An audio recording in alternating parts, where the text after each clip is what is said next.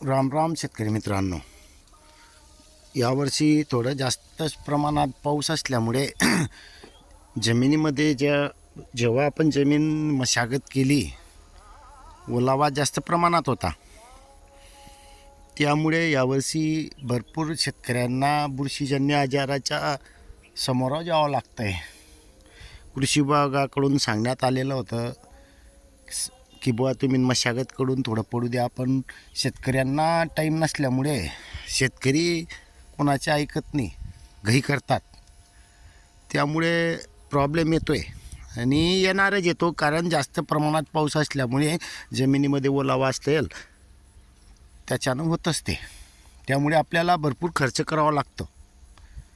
मग आपण आता जे हरभरा टोकन यंत्रानं पेरणी केलेली आहे, तर इतर शेतकऱ्यांना जे काही बुरशीजन्य आजार येत आहेत, तर आपण स्वतःहून सावध होणं हे महत्त्वाचं असतं.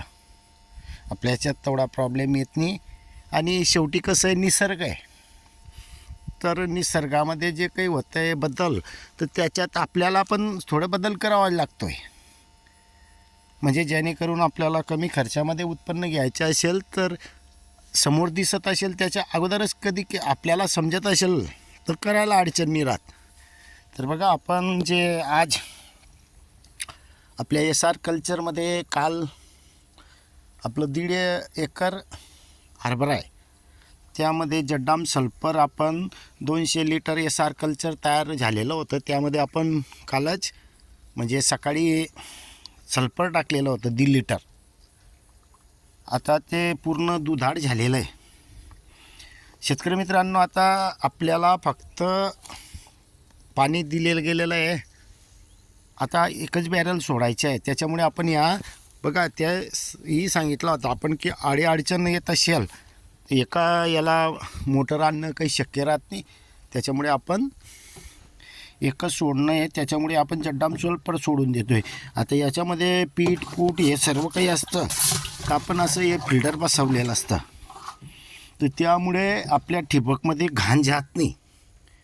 शेतकरी मित्रांनो, दिसलं नसेल तर नवीन दाखवून देतो. बघा, हे अशा पद्धतीचे फिल्टर असल्यामुळे वरची जे आपली घाण असते किंवा ही घाण असते वरती टाकलेली, ती आतमध्ये जात नाही आणि ठिबक चोकअप होत नाही. तर शेतकरी मित्रांनो, जड्डाम सल्फरमुळे बुरशीजन्य आजारही दूर होतात. त्याच्यामुळे आपण ह्यामध्ये टाकून सोडून देतोय. जमिनीतून देताना जर आपल्याकडे कल्चर नसेल तर आपण प्लेनमध्येही सोडू शकतायत, कारण भरपूर शेतकऱ्यांचे आलेले प्रश्न येते की जड्डाम सल्फर जमिनीतून देता येते का. तसं कधी बघितलं, दक्षिण कोरियावाल्यांचा फॉर्म्युला हा काही आपला नाही आहे. जनरल जे आहे ते दक्षिण कोरियावाल्यांचे, त्यांच्या म्हणण्यानुसार कधी म्हटलं तर ते फवारणीमध्ये वापर करायला सांगतात फक्त. पण शेतकरी मित्रांनो, हे मी 2-3 वर्षापासून किंवा जास्त झाले असतील, आपण जे वापर करतो आहे हे आपल्या जीवाणू कल्चरमध्ये वापरतो आहे. काही शेतकऱ्यांनी प्लेन बी सोडलेलं आहे, फक्त त्याला लिमिट आहे, जास्त सोडण्याची गरज नसते. सर्वात महत्त्वाचं लिमिट. कोणतेही निविष्ठा असतील या रासायनिकचे असेल, हे रासायनिकमध्ये येत नाही येते, ते पण नैसर्गिकमध्ये येतं. पण काही गोष्टी अशा असतात की लिमिटेड कधी दिला तर आपल्याला चांगला रिझल्ट भेटतो. लिमिटच्या बाहेर जास्त दिलं गेलं तर ते पाहिजे तसे रिझल्ट तर भेटत नाही, वेस्टेड जातं.